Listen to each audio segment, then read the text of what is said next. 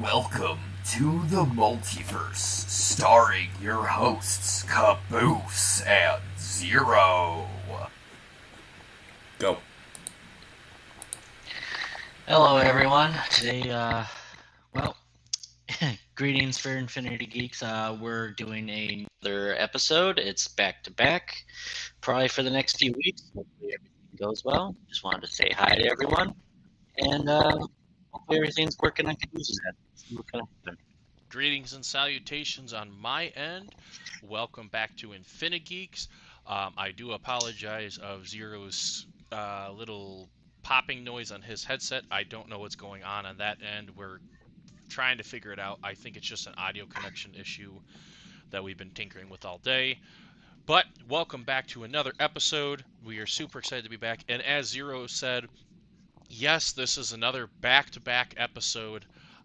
For the next 4 weeks after this episode, we are doing more episodes because we are trying to get as much episodes possibly in due to the fact that when I last looked, before our Nerd Update episode last week, we had one episode in February, and that episode in February was so bad because of a snowstorm that you pretty much just got the audio. So that really sucked. Yeah, we were planning on trying to do 2 for that month, and we got boned on one of them. So, but as the plan is, we said it before on the last one, we are trying to do at least 6 episodes back to back for the next 4 more Saturdays, just to get this going even more.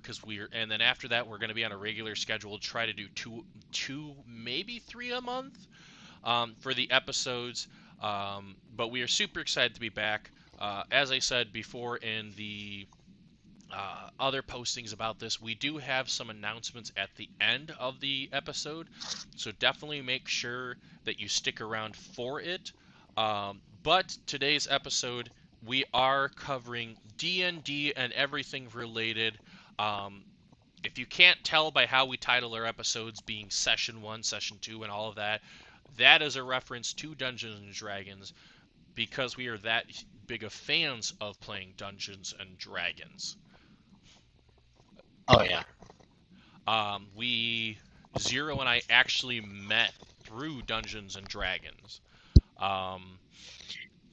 He was playing beforehand with another group of people that I just met, and the guy who was running the game at the time, it's like, oh yeah, I'll help you make a character. And then my very first character goes, make a level 12 character. I was like, you should get this. And I'm like, what? Level 12 for a new player. Good luck by yourself.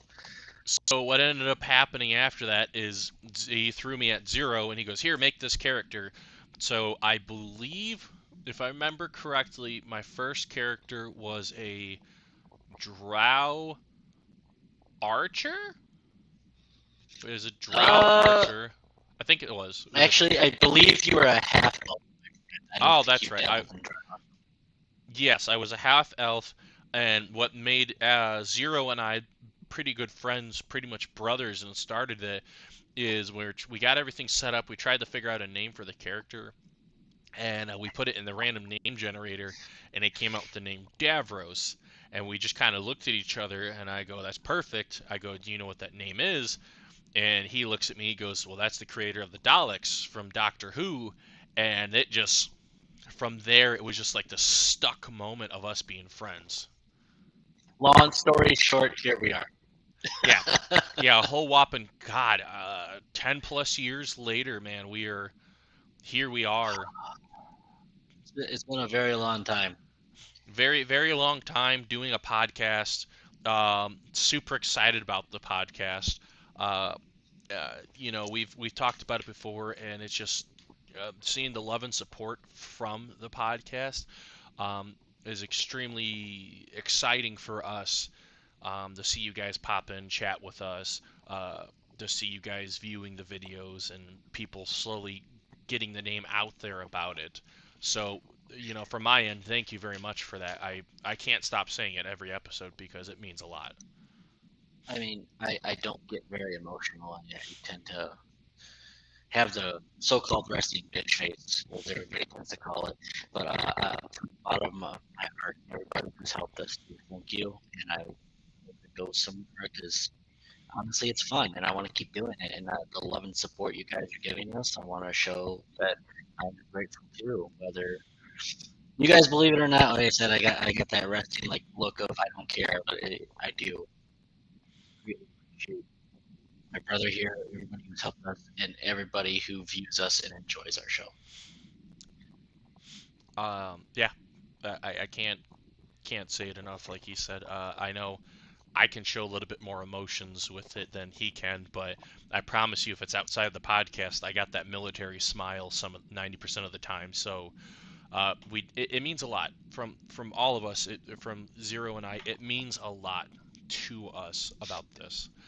But with that said, and I know that we do care, I promise you. But we're trying to transition, because the last episode we're kind of all over the place. We're back to scripted basically.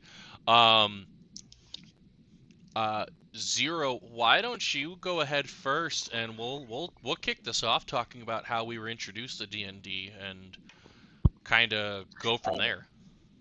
Oh, okay. Well, I don't know if this story would be interesting to anybody, but it's kind of weird. I gotta thank Walmart in a way for that one because I actually was on summer break and I needed a job. So, long story short, Matt, I got a job at Walmart, and I was promotion that wasn't the greatest, but something. Ended up meeting a guy that seemed like the biggest a-hole I'd ever met in my life. But then after he started talking with another coworker and they brought up Dungeons and Dragons, every time I go, "You guys talking about D&D?" And they're like, "Yeah, yeah, you ever play?" And I'm like, "No, but I've always wanted to try. I always thought it sounded kind of cool."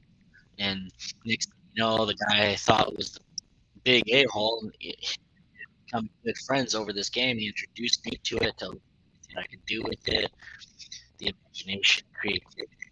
I was always good at math, so doing the math on the sheet never bothered me. And it just kind of went from there. Next thing you know, I'm good friends with this guy. We're playing all the time. We're doing different games, different dungeon masters, playing D&D. We went to Pathfinder recently, and Pathfinder is where I kind of like, I guess you could say, stick my roots when it comes to the game. I just planted there, and I love Pathfinder first edition. About the second edition book we were ready yet. I need to get into that, but that's a whole nother story. That's how I got introduced to it. Was just talking to a guy I didn't like about something we both thought we were interested in, and next thing you know, here we are, the train rolls down the hill, and here I come running into Caboose, going with the train, and you're, I don't know how you say it, and I made my brother here, and I would never go back and change it. I wouldn't. I don't regret the day. I go, yeah, I'll go work at Walmart because without that, I wouldn't have met these guys. I wouldn't be here now. On my end, I watched some people online play D&D, and I heard some people talk about it. Um, and I was always interested, but at the time I didn't. I'm outgoing now, but at the time I was too shy to really do anything about it. And then every time I met people that were playing D&D, and it's like, oh, I would love to play D&D. Um, but there's like, oh, well, we'd like to invite you, but we barely know you, or the party's full, so we can't do anything with that. So flash forward to, ironically, Walmart. I met the same person that Zero did, who was our friend. Um, and we were talking about D&D, and he was telling me some of the stories, and I was laughing about it because I knew some of the things he was talking about, but not gonna lie, full honesty, the other half of the stuff I was just laughing because it sounded funny. Um, and then he invited me to play, and pretty much like Zero after Dungeon and Dragons, or what is Pathfinder. It's just been a roller coaster where we've played our buddy's game. At the time that one ended, we played a different game. and that game caused some problems, but it had some good moments, which will be part of later today's episode where we talk about some of the stories. Um, then we ended up playing Zero's campaign, which Zero's campaign was so much fun. We had a lot of good times, a lot of BS. And I can't even begin to tell you how much stuff and trouble we got into with that he had to keep rolling with it. That inevitably his game led into myself slowly breaking into being a DM for Pathfinder or a keeper of the arcane lores for Call of Cthulhu. And it's like him, I wouldn't change anything about it. It was so much fun to be introduced to it, and it was so much fun to be able to play it that now here we are all these years later that we've formed relationships, we've had great stories outside of D&D, but none of those would have really been possible if it wasn't for Dungeons and Dragons. Oh, we made good friends over the years. We've had a few friends come and go. I mean, it's just how life is, unfortunately. But if it wasn't for something like that, me and Caboose here wouldn't be here for the day. And hello, Casey. See ya. Hi KC, thank you for the sub too.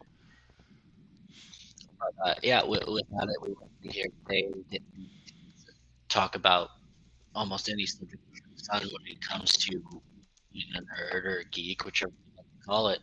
And it's been a lot of fun. I wouldn't change a darn thing. Hopefully, going forward, we can do more, have more fun, make friends, and sharing growth community even more, and hopefully pass on the good intentions that come from it.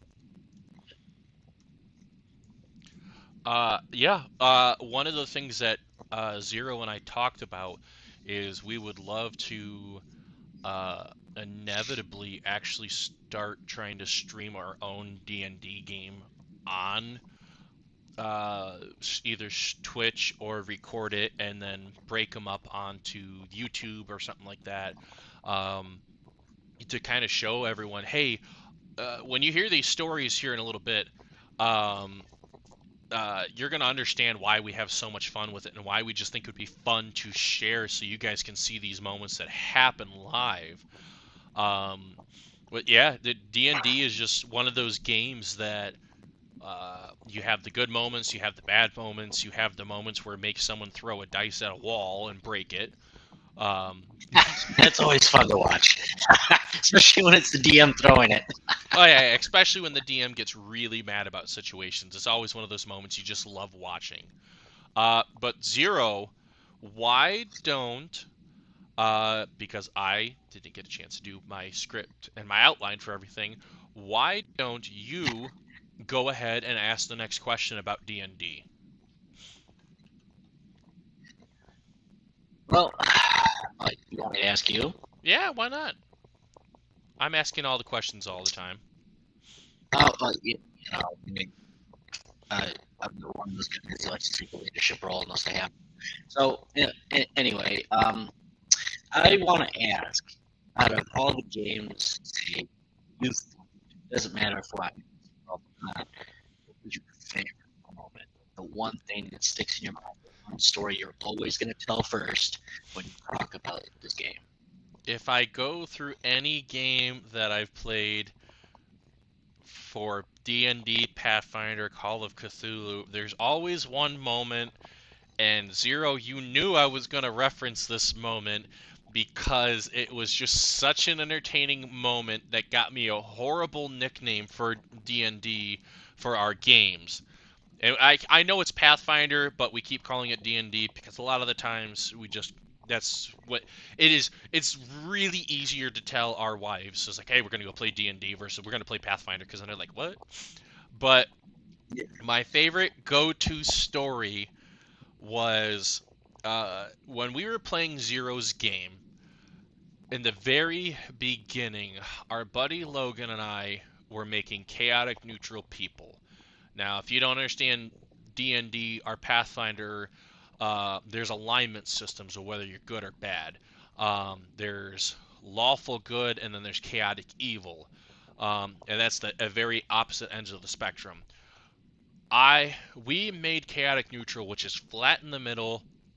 The best way to explain what chaotic neutral is Deadpool is a perfect example of that.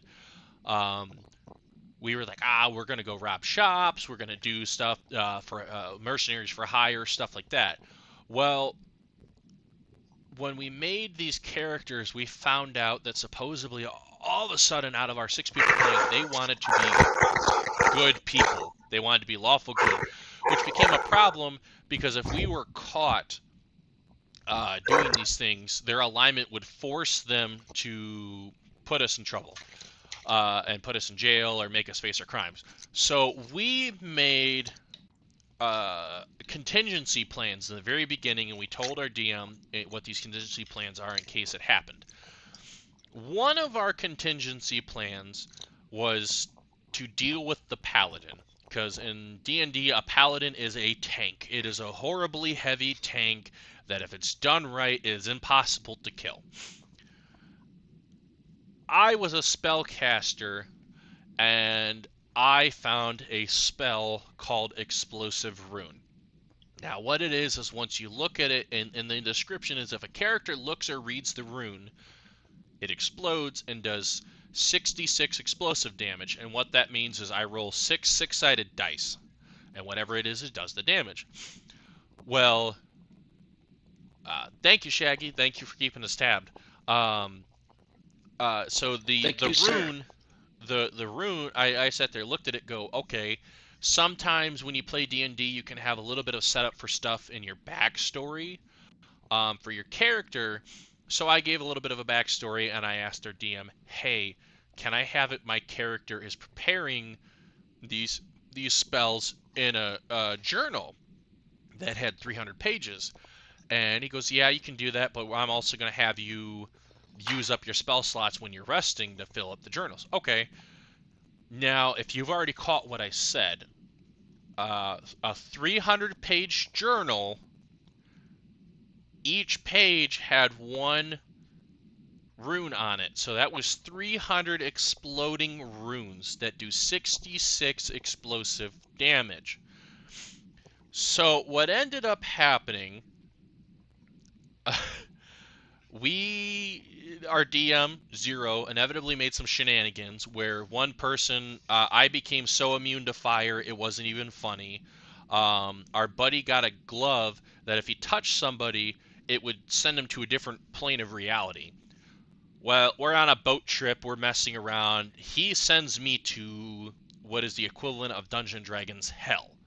My fire resistance is so high that my character is basically standing there waiting for him to come get me, and I just pat out the fire that's spreading on me. He comes get me, the boat tour is still going on, we could teleport back to wherever.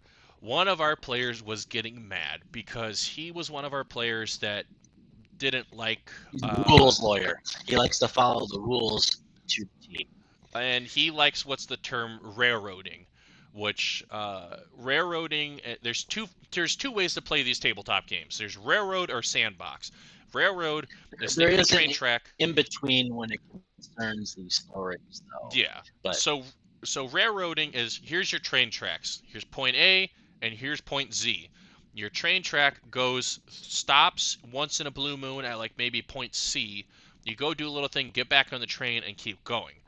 Sandbox is, here's point A, here's point Z, and you're going to go, okay, we're going to go from point A to point B, from point B to point 475 and back, and all that. Exactly what Zero's doing. It's all over the place. He hated how we played because we also were just idiots. We just had too much fun with it. So he was demanding our DM forces us to fight a creature. So we fought a hellhound. I'm screwed because I became... Hold on. I gotta correct you. That was not the hellhound. I figured, okay, he's demanding me. I'm the DM. He's trying to force me into how I run this game. And I got tired by this type of his shenanigans because this guy who likes railroad built his character to beat out the other characters just because he wanted to be the tough guy. Well, I was like, okay, fine. You know what? I'll make you feel better about it. I'll send a pit fiend after him, which in Pathfinder CR is a 20. These guys are 12. There's only 2 of them. Caboose and the guy who got us into the game. I was like, okay, you think you know what's going on? You know how to play this game? This is what you want? I was like, okay, here's the pit fiend statistics. The players don't know what it can do. You play the pit fiend. Go. Now, here's a thing that our guy was doing okay, but he kept rolling really bad. I was screwed as a spellcaster because I specialized in fire damage. Against this pit fiend who is fire, I'm doing nothing because it has such a high resistance. So, the other player, like you said, he handed the control to the character to. And, he's laughing, he's giddy, he's like, I'm going to kill you, I'm going to kill you. Our buddy Logan, I go, dude, we ain't going to kill this thing. We're not prepared, we don't have it. And he goes, well, if we attack it and run, we at least get half experience. And he goes, yeah, let's do that. Well, then the other person is wanting to kill us. He's like adamant he is going to kill us. There's no about it. So he hits Logan and does a lot of damage to him. And he goes, you're going to be next, Caboose. And I'm like, okay. And he goes, what do you do? I look at Logan. I go, should I use it? And he goes, yeah.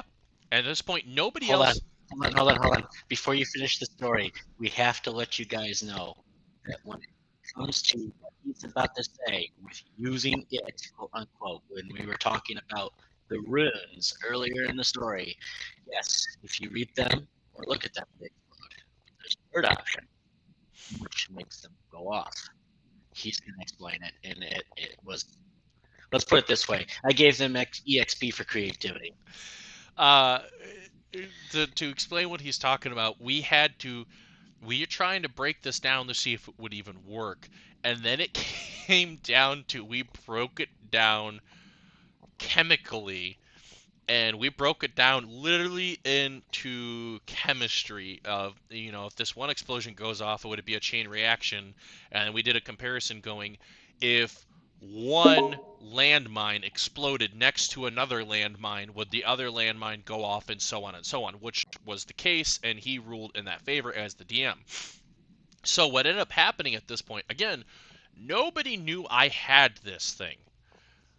I threw my the guy that we're playing the pit fiend goes, okay, what are you gonna do?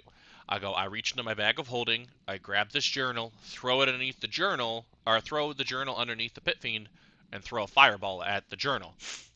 And he laughs. He goes, well, this is a pit fiend. It's immune to fire damage. I go, yeah, but that journal holds 600 or 300 explosive runes that do 66 explosive damage. Your move. This guy broke. He didn't know what to do because he's looking at it as like, no, that's you can't do that. And he called our DM, who walked away starting to laugh, to use the bathroom. And he goes, can he do this? I go, yes, I think he has fire resistance. Okay, yes, the runes are fine, but it did. It would be fire damage, but considering you're looking explosive damage. It's explosive in the fact that you're looking at flame and force damage. Mm-hmm. So I'm like, okay, yeah, you're immune to the flame or high resistance to the flame, okay, but you're not to the force. So let's look at it this way. So each room, half of it is force damage, the other half is flame. Well, this is how I ruled it in my table. You guys can rule it however you want. That's fine. Everybody's different. Doesn't matter to me. How I ruled it is it's half and half. It's 66 of one room. So 3d6 is force damage. Okay. So if we look at it this way, you're looking at 300 pages. 300 pages times 3d6. Okay, because that's force damage that the pit fiend would take. Rolling all ones for that damage is 900 damage. The pit fiend's dead. I don't care who you are. Well, Simple we as we ended that. up looking it up that the Pit Fiend only had 300 health. So we rolled. He gave us a spell resistance number of 16, I think is what it was. And we had to use a dice rolling program to find out what we got and find out anything that helped put it over the spell resistance, um, which is basically like a defense stat to spells. Uh, and then we passed enough that it did 900 damage to something with 300 health. We obliterated the damn thing and basically made it crater. Disintegrated it into nothing. Yeah. So then the guy who was playing the Pit Fiend got mad and was demanding I got kicked from the game because I thought of this. And nobody thought of it before. Nobody tried it around him. And he got mad that I did this. And it was so entertaining. Which then came into a backfire for him later, but we'll talk about that a different time. But needless to say, I don't even I became a bomber basically. I was a pyro who became a bomber with books. He therefore became named the Unibooker. Which is a really bad nickname, we know, but it was so entertaining at the time. But that is probably my favorite go-to moment for D&D because I just loved our whole table went quiet. The guy playing it was like, huh? And our DM, Zero, was literally in my bathroom around the corner laughing, and we could hear him through the wall going, yeah, that thing's dead. There is no doubt in my mind it's dead, and to you who played it, you failed. So, Zero, I'll ask you the same question. What was your favorite moment in our games that we've played? The first one that comes to mind, I always love talking about. It'd be a short story. Because it happened so long ago, my memory's fantastic. The first game we ever played together, actually, because one of my favorite moments. One of my favorite moments is when you got released from slavery and you used Viva la Revolution. That was hilarious. But it came later on. We were going to be fighting an army. We had to do preparations. Well, my character, thinking of certain experiences we had in the game, especially with fireball beads, that was exciting. So I was like, okay, we got to come up with a plan because we know we're going to end up negotiating with these people, but the negotiations fall through. This army is coming. We need to do something. We're in a city that has significantly less forces in this army, so we got to come up with something. So they came up with a clever idea. And as they were preparing this clever idea, time moved on with preparations, and the time comes to the fight. Well, me and two other characters, I can't remember if Goose is one of them. It's been a very long time. Oh, I was one of them because I helped come up with this idea. Went to go negotiate with the opposing army's general. He wasn't happy then. Okay. You will regret it. Of course, that character laughed, and we're like, okay, sure. So they were expecting to just overtake us, no problem. Okay, this is one of those where it's like this whole army's going to charge us, and that's it, right? Well, no. We're on the wall with archers. I'm playing a monk at the time. Okay? Everybody can boost here an archer. Him and me are the archers on the walls. And when this general, this cocky-ass general, which our DM at the time was the guy who got us into D&D, advanced his forces charging at us, all like, let us know how far they are when they get within range. Okay? DM lets them in range. I scream, light them up. They let go of all the arrows off the wall. The entire front line was hailed with arrows. But here's the kicker, everybody. The tips of every one of those arrows fireball beads in them. Next thing you know, the entire army lights up an explosion of flame. Your bomb just went off, and it was fan-fucking-tastic.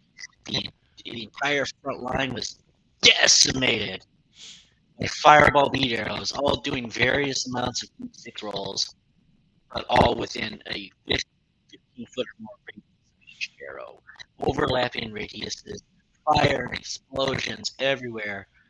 The look on the DM's happen was hilarious. Oh my goodness, we didn't get any extra XP for it because that's just my thing. But to watch his face and a good amount of that army just disappear was one of the most epic moments I had ever experienced in that game. It was a fun moment for that situation, just because in D&D, one of the fun things you can do is try to be creative and see if it works. Some does, some doesn't. Some backfires on you. But like he said, we came up with an idea that one of the most popular spells you'll hear for Dungeons, Dragons, Pathfinder, all that is Fireball, because it does the most damage and it takes no mercy on teammates or anything. So when you have this Our favorite slogan is Fireball Now. One of the things that exists is a little bead, and it has a compressed fireball, and depending on how much you pay for it is going to have the damage to it. And when we figured out how to put these in arrows and shoot the arrows off, it was a fun moment because we were creative on that situation of doing that and doing the damage. And like you said earlier, my very first introduction to my character introduced to everybody, I almost died because I rolled like shit. I'm stuck they're on this job trying to go into a mine to save all of these slaves that were captured. My guy was chained up, and I'm trying to fight a guy with a pickaxe, and I'm missing. I kill him, get the key, and open everything. And while they're in the middle of fighting all these bad guys, I come around the corner. My character Davros comes around the corner on this thing and just yells, "Viva la revolution!" And just all of these. I lead a slave revolution inside this mine. And it was such an entertaining that it became a running joke for all of us that played in the beginning. But we've had so many moments. We can go over more stories later that we'll probably do a little bit more later, because there's just so many. There's so many moments that are just entertaining for Dungeons and Dragons. But Zero, my next question to you is, what do you think about... No. Don't tell me no. What do you between you've played Dungeons and Dragons and you've played Pathfinder, and you have seen the little bit of a differences between them, and we're getting ready to go play another Dungeons and Dragons game itself. How do you feel about the differences between the two, and what do you hate about the other, or what do you like about both of them, and what do you hate about each other when you do a comparison? Well, I have more experience with Pathfinder as a whole. Honestly, when it comes to the two games, when I started playing, I played Pathfinder edition, and at the time, the D&D edition was 3.5, and jumping back and forth between the two was no problem. I enjoyed both very equally, as both of the systems are so similar. You could take tidbits or more from one game to put in the other at the discretion and go, hey, can I run this other game? Yeah, it works because they were made in tandem and their systems work very similarly, like almost 2 to 2. There's very few differences. But when it came to, say, like 4th edition, there's a lot of problems with it. It was almost a complete revamp of the game, and because I'm one of those people that doesn't care for change, I was like, I'll try it. I'm not going to say no, but when I got into it, I thought, I can't do this. I feel so limited. I can't do what I want to do. Granted, that comes a time because it's brand new. It doesn't have to some of the old games do, but it's just like I couldn't wrap my head around it. And the fact I was so used to doing it one way, and now I have completely relearn this new system. I didn't for it too. That's why I didn't want to learn it. And now when we get further down the line here into Pathfinder 2E and now 5E, you compare the two. It's actually not that bad. If you were to play either one of them, you could go to the opposite and find the games like 3.5 and Pathfinder 1.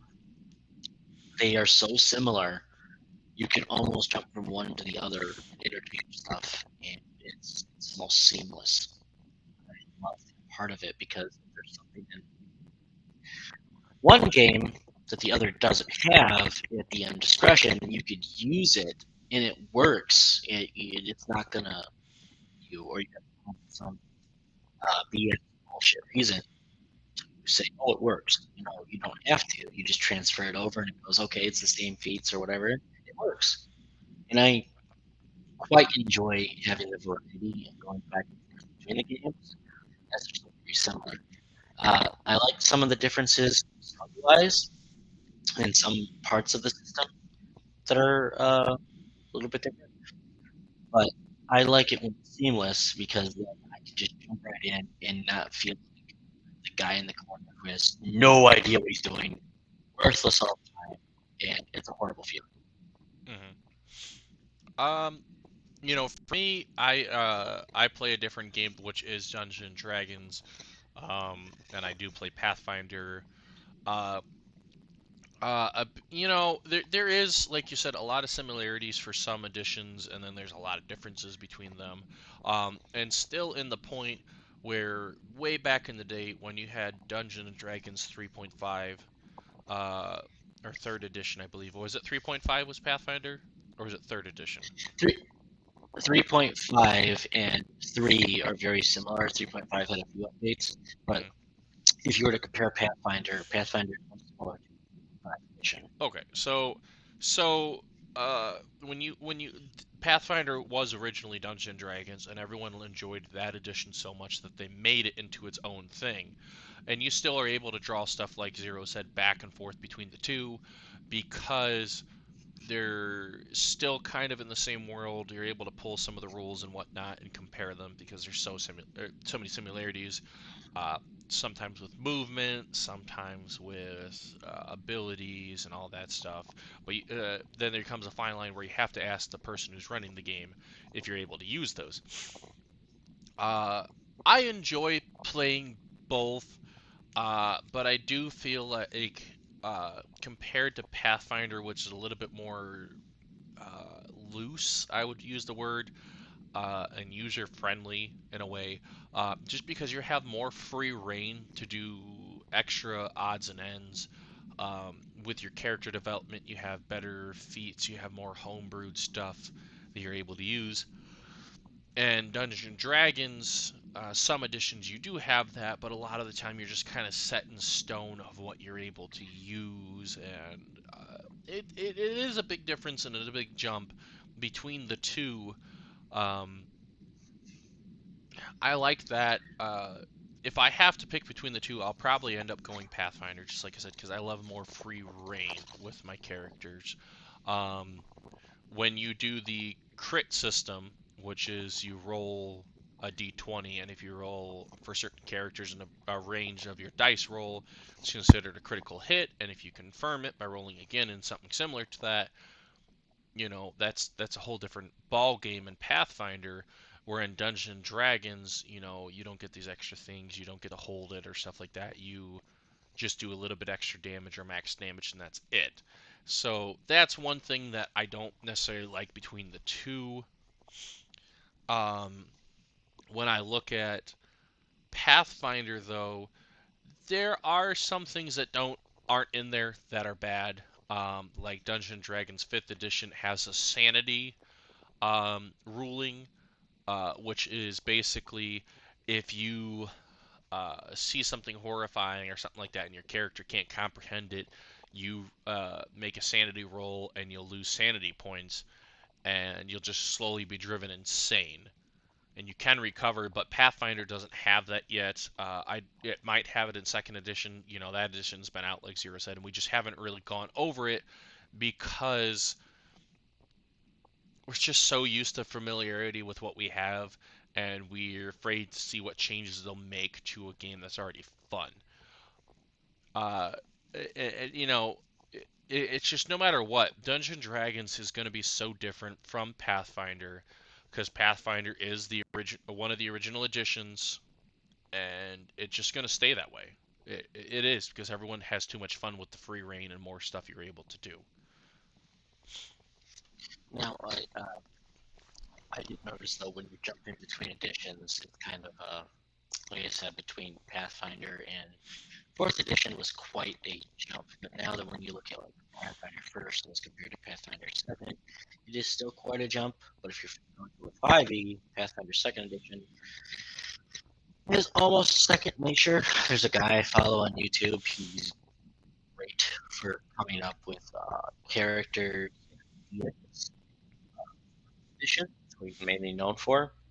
But him and a group of friends and other two YouTubers who talk about D&D have now delved into Pathfinder Second Edition, and with their understanding of it, they say it's a little bit harder for them to comprehend it at times, but it's actually not too bad of a transition if you were to go back to some first edition, whereas there is a drastic change.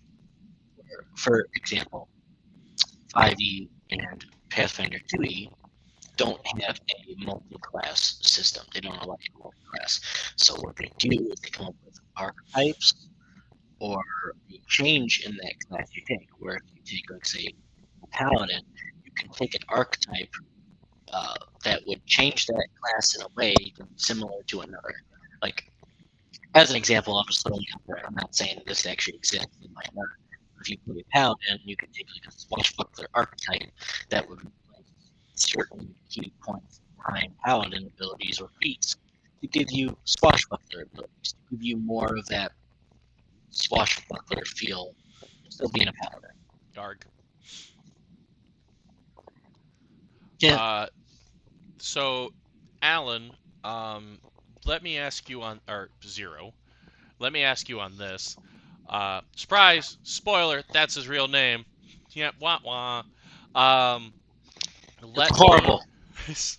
Let me ask you this on. How dare you ruin my reputation? That's it. I'm done. I'm out. You're a horrible person. Well, Mr. Blackscreen. Oh, look, he's back! So let me ask you on this. With Dungeon Dragons, obviously the biggest thing that we had go through that caused a lot of commotion in the Dungeon Dragons community was the OGL update that Wizards of the Coast was looking at doing. What were your thoughts on that, and how do you think Wizards of the Coast is going to recover from this, or do you think that they're just screwed? I wouldn't say they're screwed.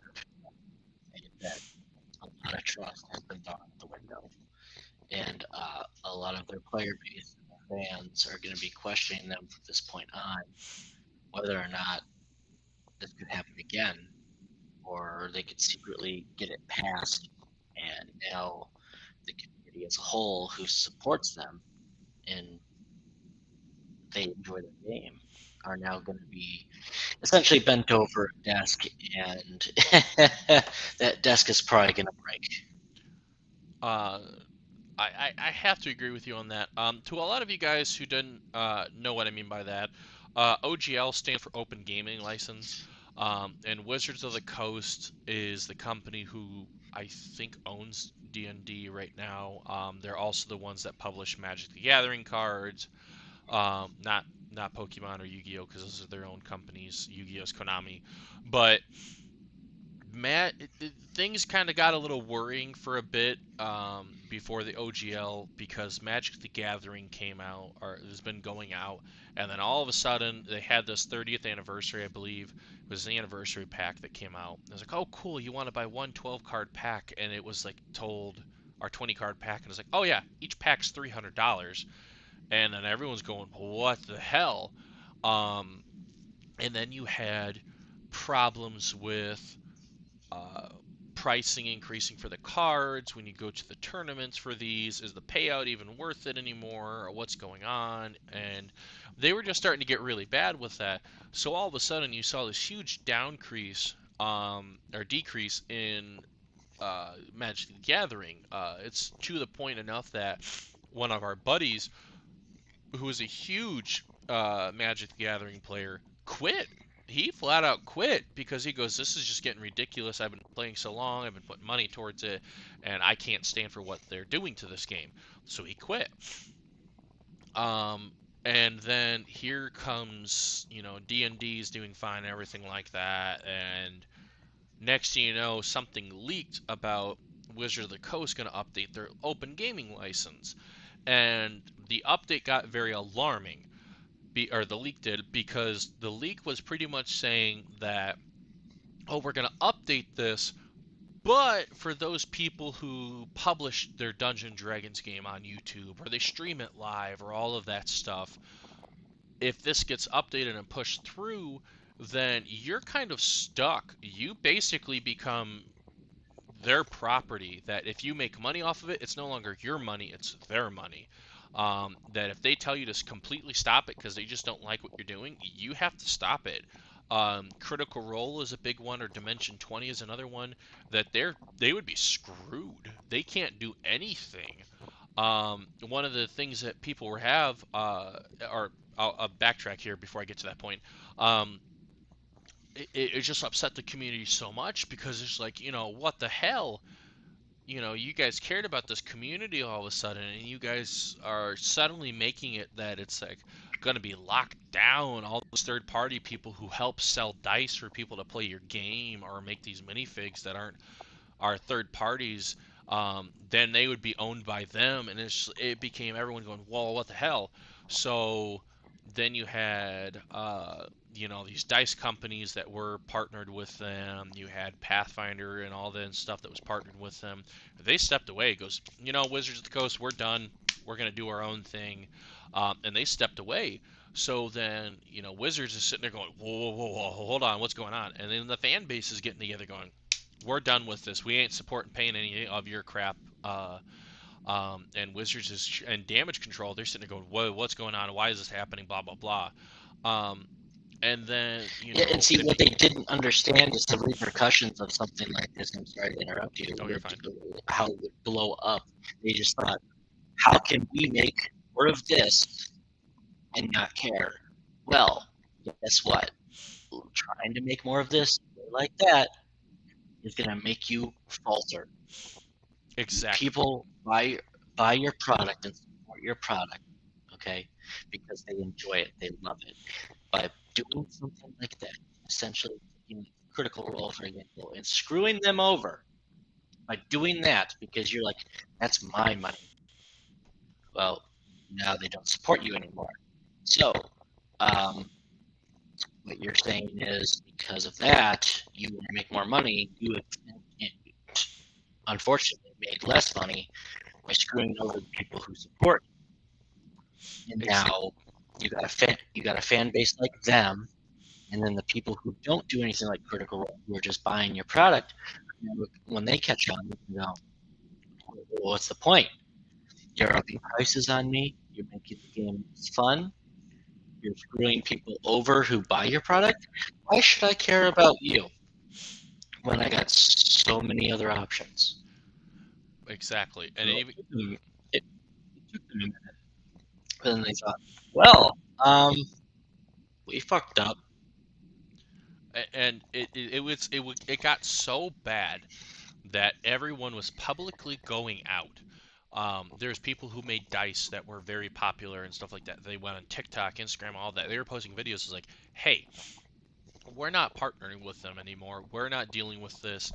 If you don't see this logo on a set of our dice or stuff like that, it's not from us. We don't care. It got so bad that the internet, once again, did a division point of go, are you pro updating this license or are you against it? And one of the unfortunate things that got caught in the middle that not a lot of people paid or realized, and it made me upset as a nerd. It made me upset as just to see this, because some people weren't understanding the repercussions with it.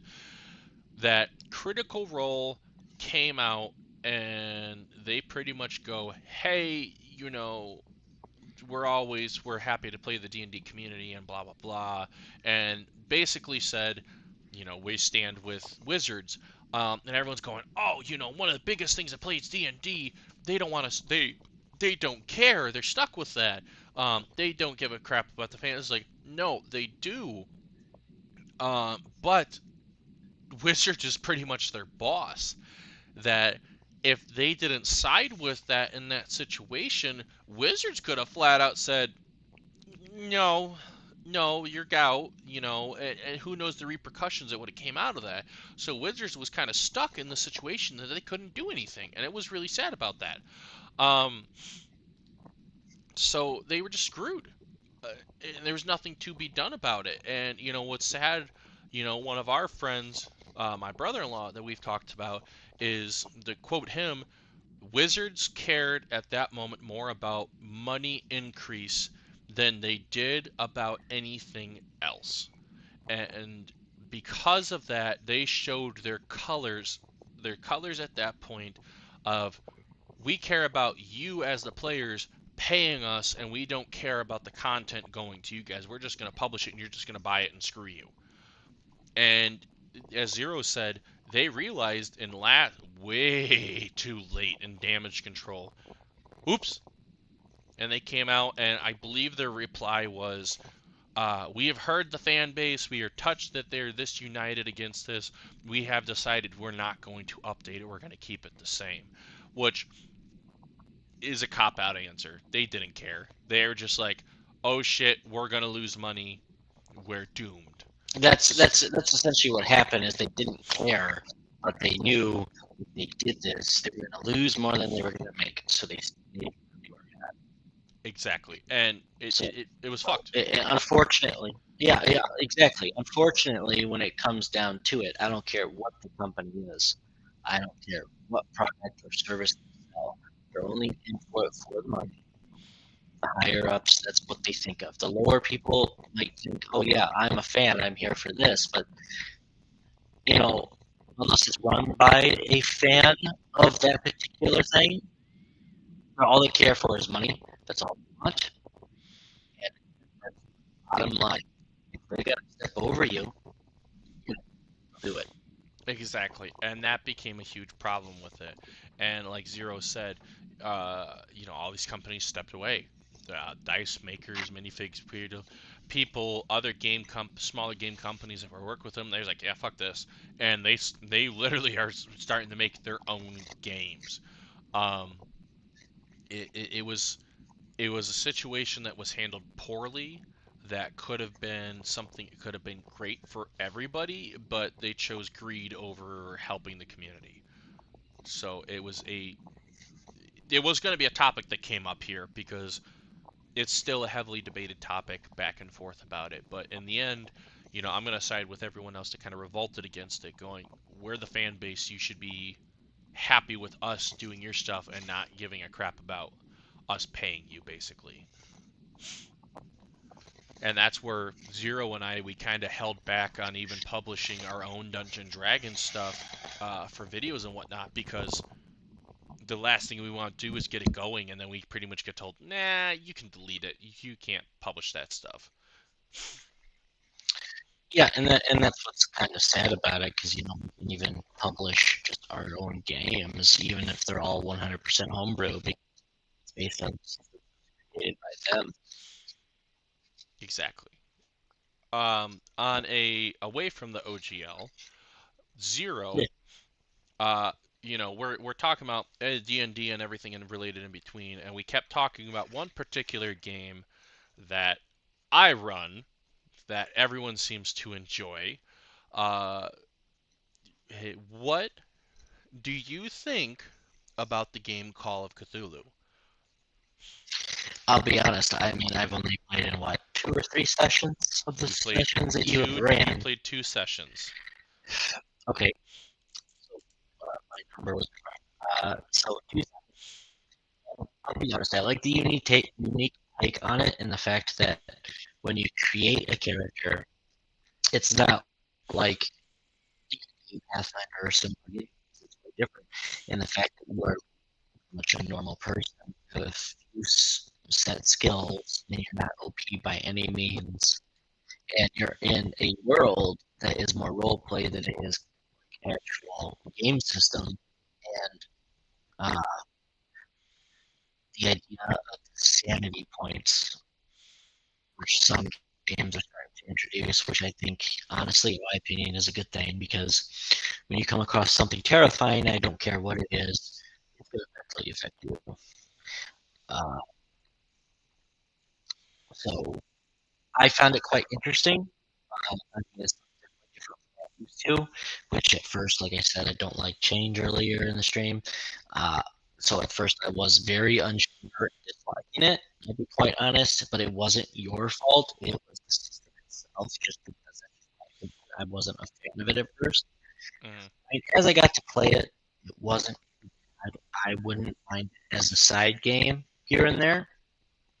That's just my personal thing. It's just what I enjoy things. It was a nice separation, I guess you could say, from the norm that we do. And the fact that sanity played a part in it was great, because it's a new system we haven't dealt with, and it can be completely random. Something that's very tricky might not affect you at all, whereas something very minor could make you go insane for no reason. It's all based on a die roll. Was you said it's 100 points, you roll a d100 to see how many you lose. Yep. So yeah, I mean, you could see a rat for some reason on the side of the street gnawing on a human toe, and you go completely insane. Whereas you see like a creature that looks like Cthulhu with a mind flare totally rip a guy in half, and you're like, yeah, it's okay. So, to let you guys know what this game is, as I asked them, in case you guys don't know, Call of Cthulhu is another tabletop RPG that's similar to Dungeons and Dragons and Pathfinder in a way, but it's set more in reality, and the world is set through H.P. Lovecraft, who is an author. I really like him. He wrote the Cthulhu mythos and all of that about the Elder Gods. So one day it was our friend's birthday, and we asked what do you want to do, and she goes, well, she really wants to play Call of Cthulhu. I got gifted from a friend who just had the book and didn't want it anymore, the Keeper rule book, which was my rule book, basically like the Dungeon Master's Guide for Dungeons and Dragons of how to run the game. So I ended up, I think, for like 3 days on midnight shifts studying how to run this game. And it is interesting. It is different because, for us playing Dungeons and Dragons and Pathfinder for 7 years, 7 plus 10 years, it becomes a whole different thing to realize that you're now playing a game in reality versus, oh, I'm going to jump off a wall. I'm going to try to ricochet in between two walls and have this high athletic check. But in Call of Cthulhu, if you're a 300-pound dude, that ain't going to happen. You're going to have penalties up the wazoo, and you're going to try to jump off the wall and faceplant because you have such a low chance to do it. The thought of a fat guy just hitting the ground and go bloop, bloop, bloop. And when we like a gelatinous cube. When we ran this game, it was a very interesting take, like Zero said, because one, everything in this point, like D&D, is taken off of a dice roll, but it is also taken more off the D100 roll, and it's also reversed in a way, where you have your stats and everything like that. How good are you driving a car? How good are you repairing stuff? How good are your aims with guns? Were you a field medic? All that stuff, and you have your backgrounds, and those affect it. But when you had that, Dungeons & Dragons, you have your stats and you have a 20-sided dice to roll. Call of Cthulhu, you have a D100 and you have to roll that. Where Dungeon Dragons, you want to get the highest number. Call of Cthulhu, you want to get the lowest number. Where a botch in Dungeon Dragons is a 1, a botch in Call of Cthulhu is a 95 to 100. Where a crit is a 20 in Dungeons and Dragons, a crit is a 1 in Call of Cthulhu. And it was a very interesting system to learn. And it is going to be anytime you learn a new system. But it was different because there's different rules, different moments. There's chase scenes that have a whole different rule. Getaway drives when you have a car and you're having a shootout. That's different combats that are going on. You have luck points where, oh God, your leg is bleeding, but you don't have something to patch you up. You can use a luck point and sit there and go, oh, hey, but you suddenly remember you have a first aid kit or a person came by to help you. And it was interesting. Like Zero said, probably the coolest thing in that game is sanity. The whole game, my job as the keeper is kill you or drive you insane. I don't want you to make it through the game. I don't. I want you to die. If you die, then we restart it over. And I try to be fair with it, and I try to have fun and maybe fudge the dice once in a blue moon. But for the most part, I haven't done anything to do that. They've just gotten lucky. And with the sanity rolls, like he said, it can vary on what the situation is. There's a whole different table, actually. I got it right here. Somewhere in here. I'll find it later. I was gonna say, at least when we're talking about this, you gotta tell them what I did in the second session that I played. I will. Give me just a second too. Why don't you go ahead and talk about? Why don't you go ahead and talk about what you thought about or Cthulhu and one of your favorite moments in that? While I look for this real quick. Oh, one of my favorite moments is a story that I think I should let you tell because you probably remember it better than I did. But okay, involved in fighting a creature in the sewers. I mean, the second time and like the last time, unfortunately, that I ever played the game. Yeah, it was an epic combat moment. I will get back to you on that, but I did find it. So on my he found it! Oh my God, he did it! So on my end, I have this, which is a bout of madness, and I roll a d10, and I have all these little different things right here that on my end will affect the character if they had a bout of madness, which is temporary. Where it goes, they flee in panic, they don't know where the hell they're going to go, to they suddenly explode into violence, dealing with their belief systems for their characters, all the way to phobias and manias, which when the game starts, you have to have a phobia and mania, which this right here is both of them, and it goes through a lot of popular phobias and manias for the time frame. One person is afraid of flowers, like flat out afraid of flowers. Zero's character is afraid of dolls.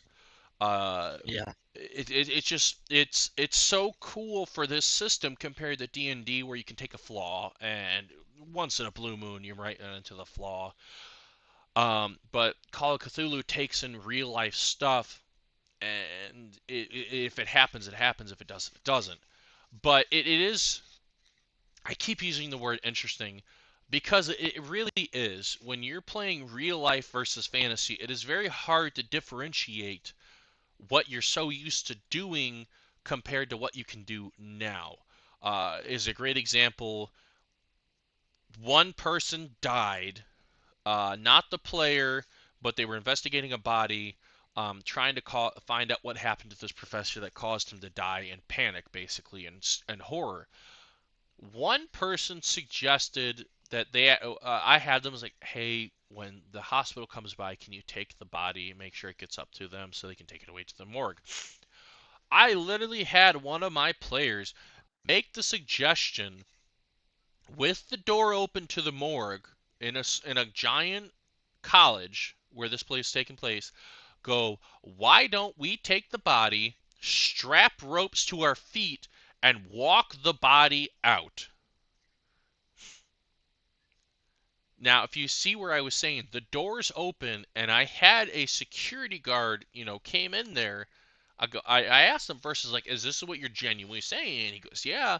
And then they had to talk to a security guard going, well, you're going to do what with the dead body now? Because it's like, D&D, you could sit there and roll a bluff or an intimidate to go, what are you worried about it? And the guy go, oh, God. Where Call of Cthulhu, it's like, there's a police officer going, you're going to take a body and do what with it now?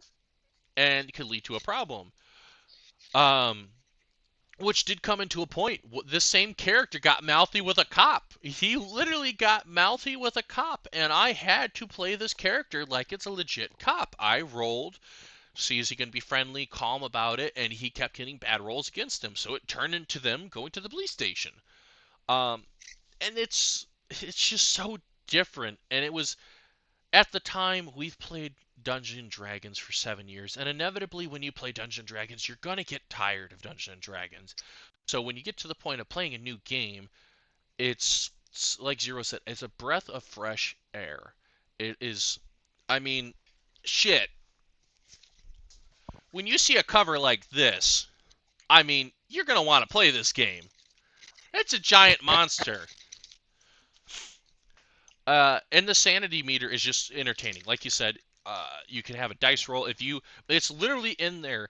If I had it to the point where you guys are fighting Cthulhu and you look at Cthulhu, some creatures and some things, you can make a sanity roll to see if you avoid losing sanity points. When you look at Cthulhu, you don't get that saving throw. You get immediately roll a D100. And that is how much sanity points. If you are that screwed, you could immediately go so insane that you die by looking at Cthulhu. Because Cthulhu is the biggest. He's one of the giant elders. He's the most popular. He's the most feared. And it's just such a fun game. We had, like you were saying with the story, we had a point where, Zero, you weren't here. These people are investigating they're investigating the professor's room, which is the main thing. They're trying to find out what killed him, what was scary about it, or his office. They go into this room, and one guy's like, "Oh, I'm gonna look in the chimney because maybe he burned something," which he goes, "No, nothing was burnt," but they sit there and go, "Okay, well, I'm still gonna look at it anyways." Okay. So he rolls really good, and I go, you don't find anything in the fireplace. There's no burnt papers or anything like that. And then he sits there and goes, okay, well, I'm going to reach into the chimney. I go, okay. He rolls really good. I go, you find soot and ash. And he goes, there's got to be something in here. So this guy spent 5 minutes touching the chimney, looking for stuff. And he didn't find anything because it's like it's a chimney. There's nothing in this chimney. Then there's another joke that we had. We had people looking for eat. We had people looking for a desk. And you have to do this investigation. You're still looking for a desk. Let's be honest. They're looking in this desk, and they roll so bad. They rolled so bad that I pretty much told them, is like, you're trying to look through this desk, but you suddenly notice that the desk is made out of mahogany, and you're so infatuated with this desk, you're pretty much going, it's a nice desk. And then another person rolls, says, you really like this desk, man.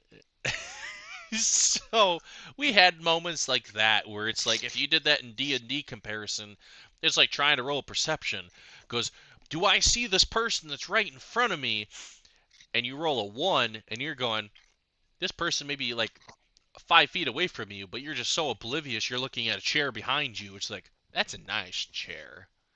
Or they tried to bust into a filing cabinet, and they botched. One guy botched that he goes, I go, Well, you didn't break the lock, but what you did is, as you're trying to finagle with it, you run your hands against the filing cabinet and go, "Man, this is really nice quality. It's how can I believe this?" And it was so fun to do that. It's just, oh my god, it's just like the story of trying to like you're trying to backstab an orc and then you fumble and you accidentally caress his back.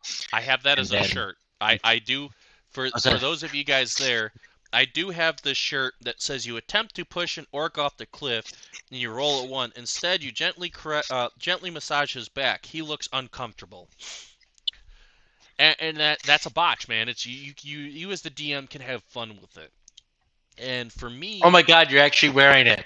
I am wearing How it. in the hell did I just think of... Dude, I didn't even know you were wearing it. I'm just thinking of the story. I think it's hilarious. Next thing you know, you're fucking wearing it. And Oh my god. for me, I've been a long time player, like I talked about before, and I've been a fan of H.P. Lovecraft. My brother-in-law is a fan of H.P. Lovecraft, so he's kind of like, if I have questions or need some input on something, he can answer this. So I decided to be the DM, and I've had way too much fun with this game because you finagle it. And the problem with some of the D&D games is at the moment I'm not homebrewing it, which means I've made up my own game. I'm just trying to take the pre-made stories and slowly sprinkling stuff to combine them so people can keep jumping around with those games. Um, but the only thing that sucks with those is that some stories are only like this much in pages. And realistically, you could probably, depending on how well your players are and if they're wanting to explore or whatnot, you could probably get done with the game in 6 hours. Maybe 6 hours, 10 hours, it doesn't matter. But for these, I've added more stuff in there. I've thrown in some optional things uh, to have fun with it to make it last because it's a new game. The creature in this, the boss in the story, is called the creature in the ink. That the professor who died was a forger and he was studying these letters that had a monster in them. The monster killed him, and then the monster kind of was seeping through reality. And I had it where there's a little table I can roll dice to see how it interferes with the world, and it has a seal against it so it can't get out. And in the book, it's even sitting there going, hey, if you feel like the game's going fast but not too fast, why don't you ramp it up? And I use that suggestion where it's like, okay, the seal's starting to get weak, that I'm going to start rolling these so this creature can start interfering a little bit more with reality. Which was fun. I've had lights flickering. I had the creature pop up in a blue moon. I rolled at one point, and one of our players got possessed by the creature, and he was shaken.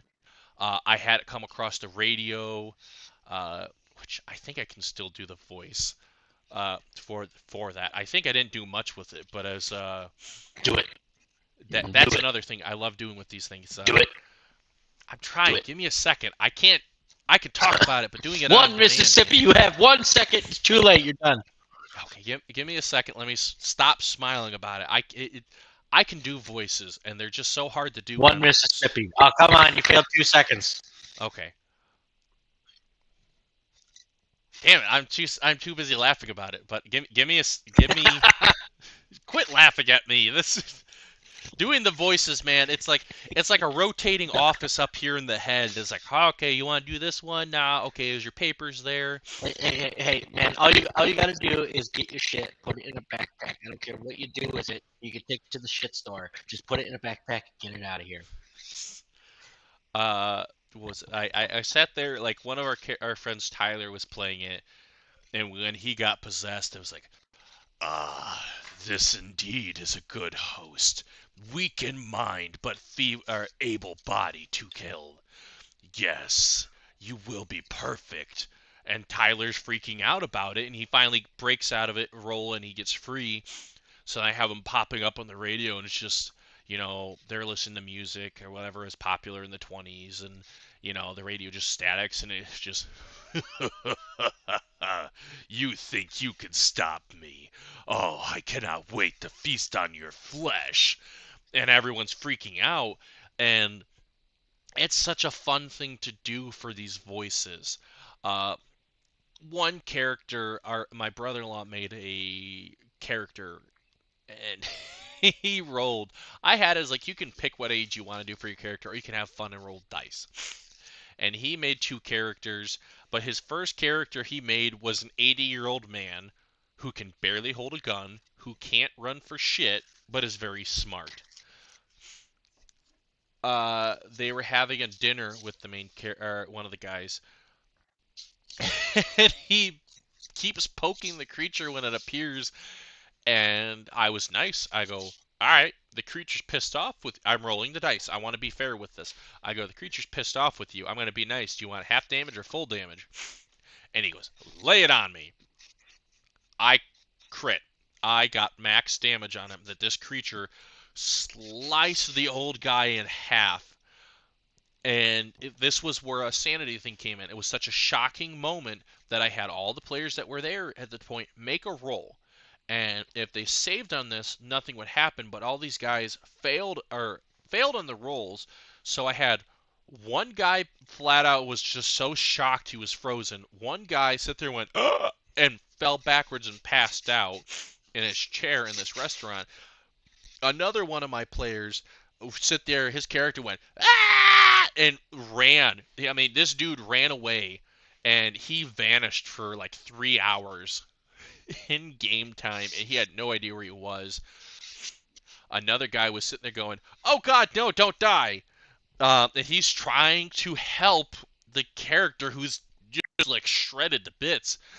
And the creature, the monster in the ink looks at him and is like, 1 down, 5 to go. And he grabs a chunk of the thing and slivers himself back into a radio, just taking the body part with him. And that's such a cool thing compared to Dungeons & Dragons, where it's like, oh god, it's this mutating corpse and everything like that. Your character's like, sup, Sticky? Where... Yeah. Where this one, it's literally So, going. hold on. The characters in D&D, they see something that crazy, and because they don't have a sanity system, they kind of look at each other, look back, look at each other, and they go, "How about the Knicks?" Yeah, yeah. It's one of those. It's kind of like in D&D or Pathfinder, they'll sit there and do like they're gonna see a big monster or something like that. You can go, well, that sucked. Or they'll do like Venom 2. Oh shit! That is a red one. We need to go. Where Call of Cthulhu's like, we don't mess with the red ones. Yeah, they're like, Call of Cthulhu. Here's a big monster, and everyone's like,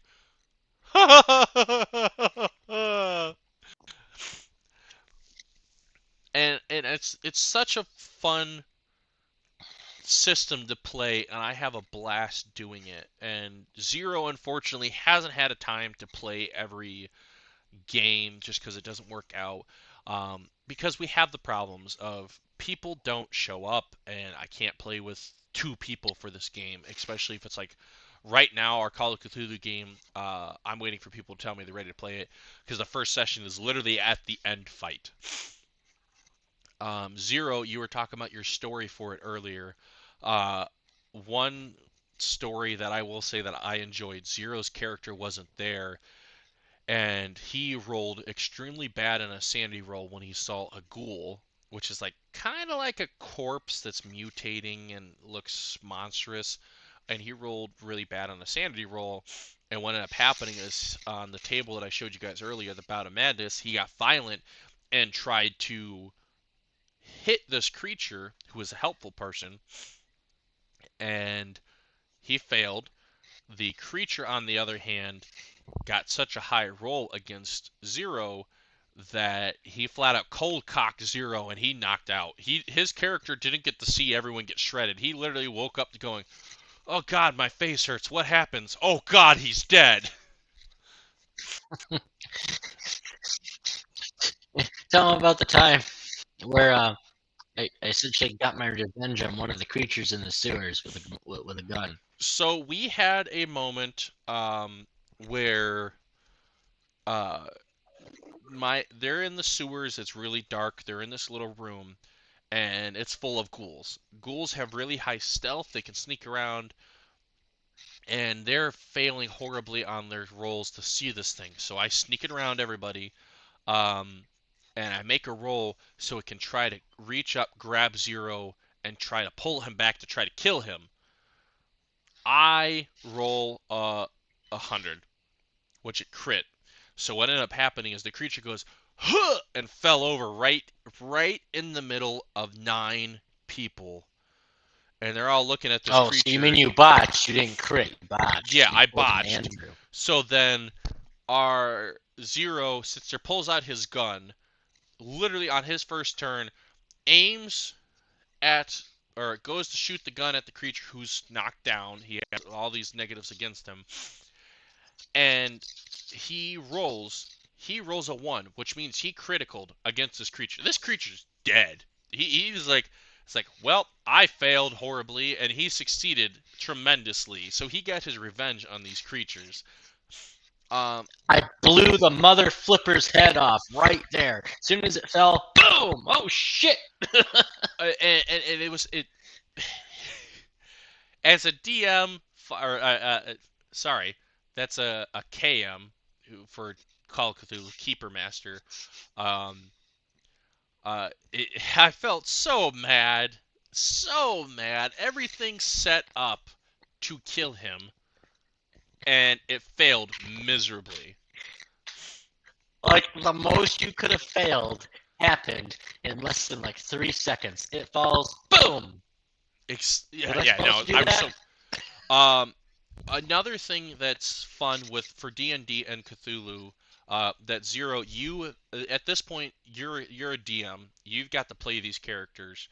I'm gonna ask you from our game's perspectives, what was your favorite character to play?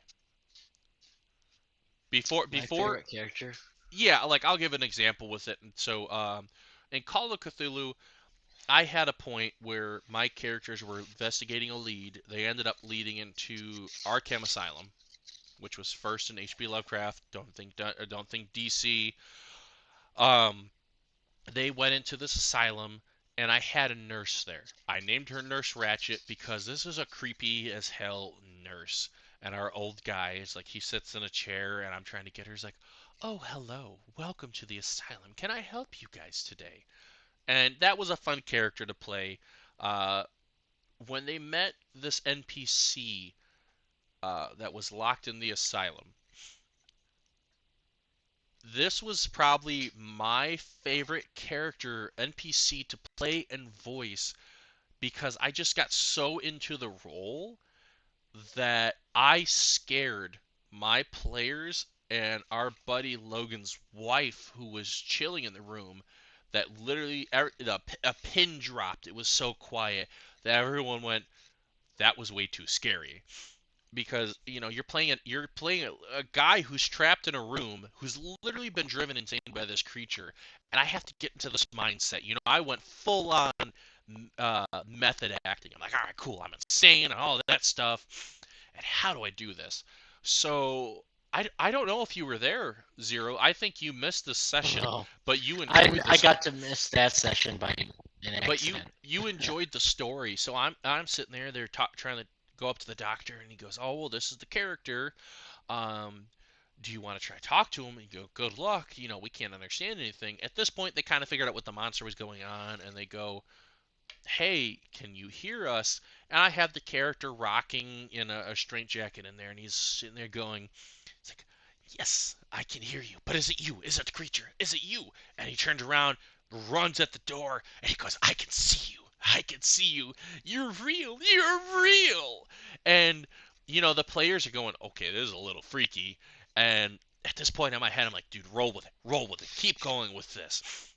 And, they're trying to talk to the character, and he goes, "I can tell. You have seen the monster. You have seen the creature. He is real. People believe me." People believe me. And, at this point, our friend Logan's wife turns off the TV, pauses it for a second, is just kind of staring at me. And then becomes... Mind you, everybody, she's a nurse, so she's looking at him. She is a nurse who is now looking at me like I cracked. That is how well I got into the role, you know. It is like, you're gonna die. You're gonna be just like the professor. You'll join me too. It's all gonna end. And then he starts laughing, and I have the character bashing his head into the window, and he's just laughing about it. And then the creature pops out of his back and tries to attack one of the players, and he kills this guy.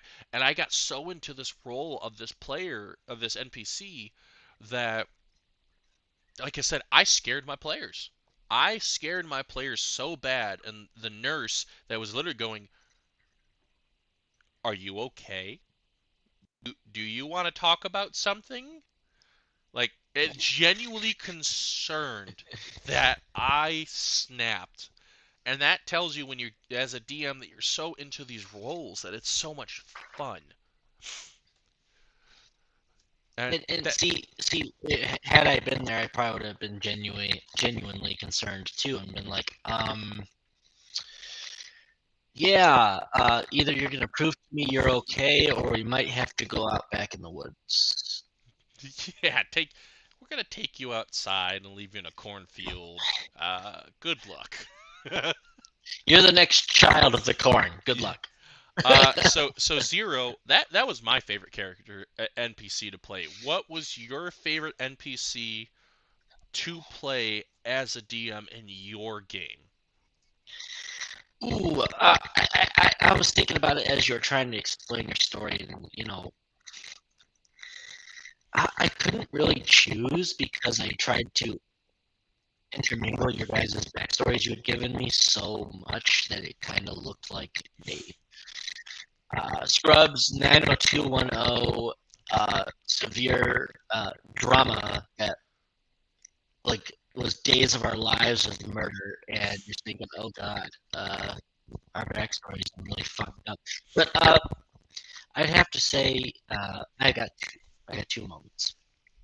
One where I played a character that tested your guys' strength, which was a psychic spellcasting magus, where he used psychic spellcasting instead of arcane, and he could weave his spells together with his weapons to flawlessly use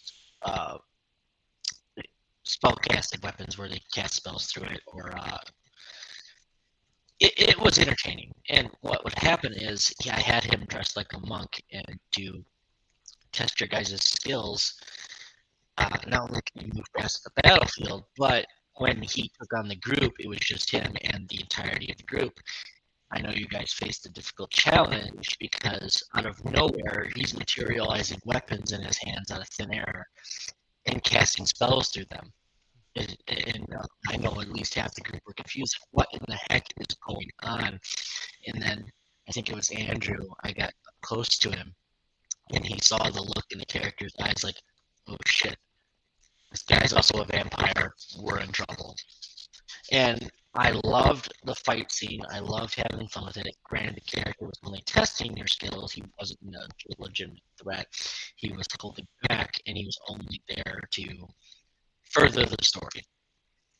The second time was when our mutual friend Logan pissed me off, and he was like, oh, my character is badass. I'm invincible. Nothing can stop me. And I thought, okay, I got to do something. Well, he's a fighter with some divine spellcasting, kind of like a cleric mix.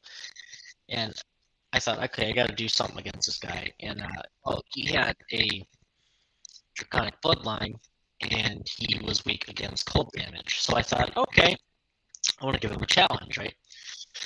So I made a Blood Rager who is a mixture of a sorcerer and a barbarian who cast spells while raging, and have a lunar dragon bloodline and Pathfinder, in which it was a dragon of the moon who had control over cold. And yeah, it was one of his weaknesses, so I figured I'd give the PC a slight advantage. Well, turns out, as soon as I dropped this character in the middle of the battlefield, I can't remember if you were there, but I unintentionally nearly TPK'd the entire group. Even our illustrious leader fighter, who thought he was invincible, took one breath weapon attack and thought, oh shit, I nearly got KO'd with one breath weapon. I better think this through. I made him sit back and go, oh shit. And it was hilarious to see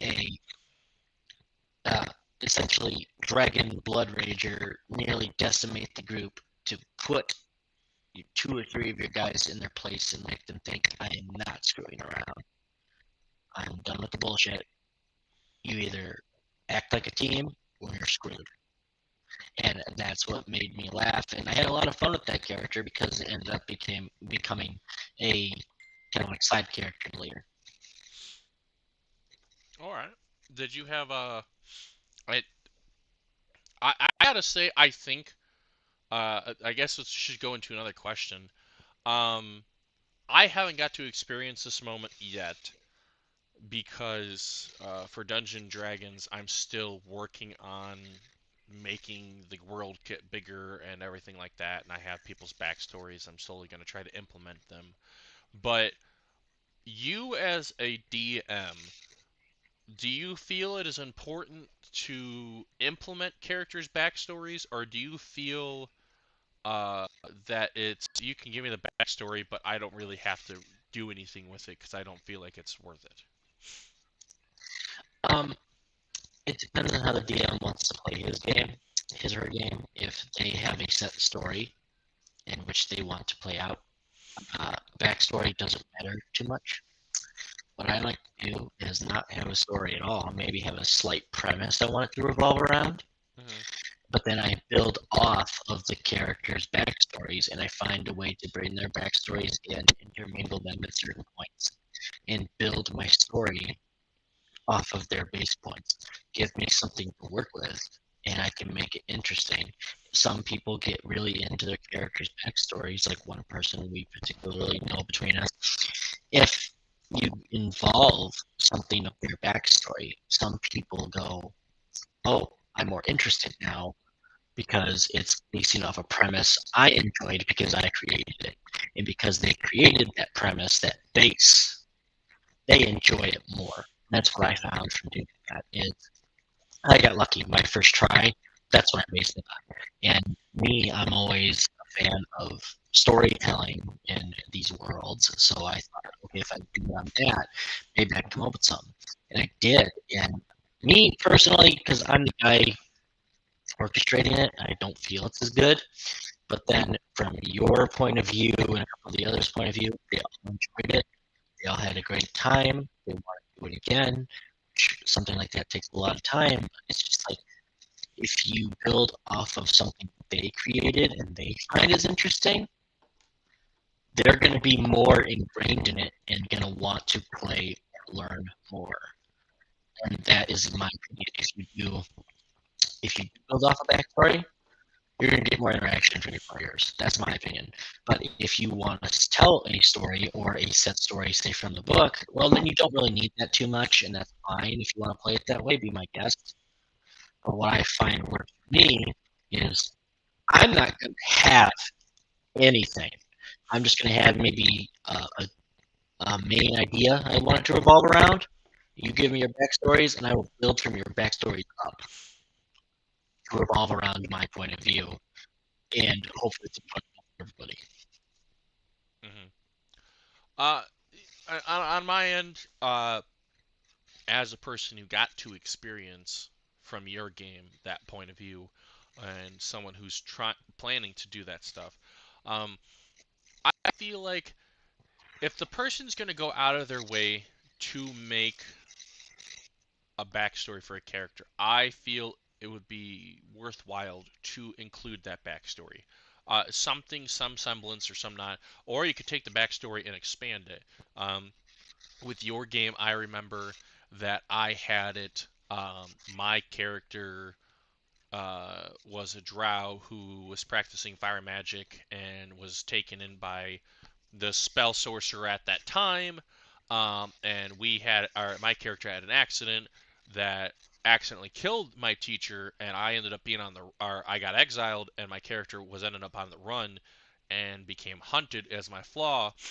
So I was having to kill my own tribesmen as my character was running, and I put on a mask to hide my identity.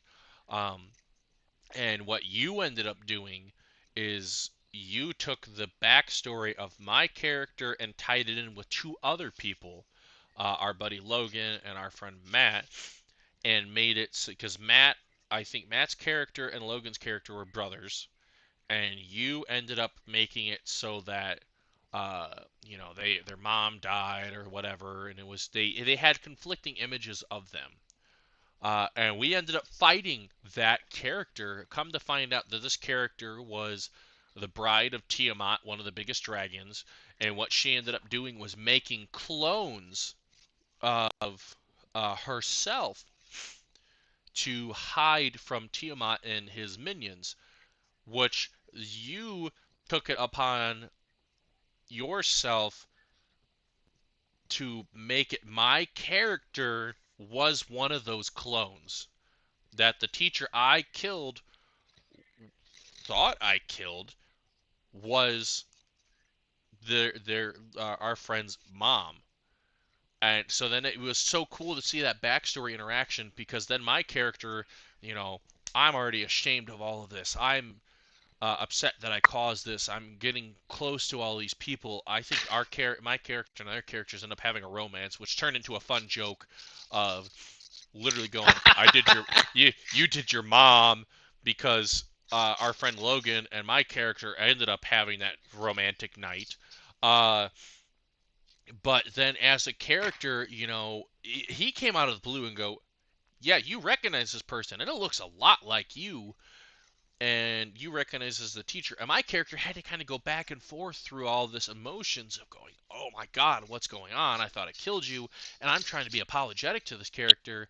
And she's just cold-hearted and comes out with the truth of going, "You couldn't have killed me. I sat there and did this to blame you, to make you be a distraction for me. And by the way, you're a clone of me." So then my character was mad, killed. Oh, continue. I'm sorry to interrupt. I gotta go do something real quick, but I am listening. I am still here, so continue. My character ended up killing the mom character, and then my character had to have an identity crisis of going, "Oh God, I'm real. And I'm not really me. Am I really me, or am I just a continuation of this person? Do I deal with this? How do I do it?" My character actually got drunk in the game because I was having this identity crisis. But to have character backstories, I think, is important and fun because of that you as the DM have the liberty to take something small and expand it, and you can interweave them between all the characters and saying, "Oh, your backstory was this is how this happened, what's going on, how is it interweaving." Our friend Logan's game that we're playing, my character is a swashbuckler, and I'm trying to have it where my character is going to become the best pirate in that world, and I'm curious to see how he's going to do that. Uh, I think it's important. Like Zero said, if you tie it together, you will be able to have fun with that. So, as a keeper and a DM standpoint, I think I can speak for both of us. If you're going to be a dungeon master or a keeper, any of that stuff, and you have those backstories, use those backstories, because if you're stuck on a story idea, there's a side quest you can do. There's a story jumping point that you're able to do. For a game I'm running, which is actually part 2 of Zero's game, we have plans that are for characters' backstories are ready from the previous game of what they're doing with these old characters and how are these guys going to interact with these characters. Um, and we're just so excited about it. So use my point, use those as your jumping point if you're stuck in a story point, because let's face it, when you make a homebrew, you're going to get stuck at some point, and it's going to be a big problem. I mean, some people are very good at winging it, which we have seen some of us do periodically.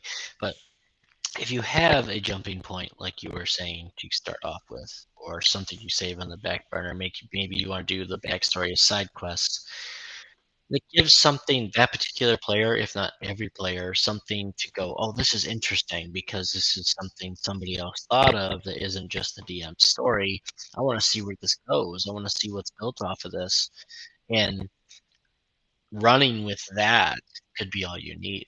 You could just be like, "Oh, I'm gonna run a D&D game. Oh, what's your premise? Oh, I don't have one. Give me a backstory." And you just completely whip something out of your butt that's based on all their backstories.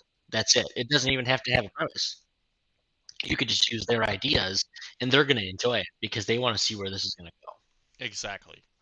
And no matter what game it is, whether it'll be Warhammer, Pathfinder, Call of Cthulhu, Dungeons and Dragons, use those stepping points. It gets you closer to a feel of how your players are as a person and their character, and it's just like I said, it's fun.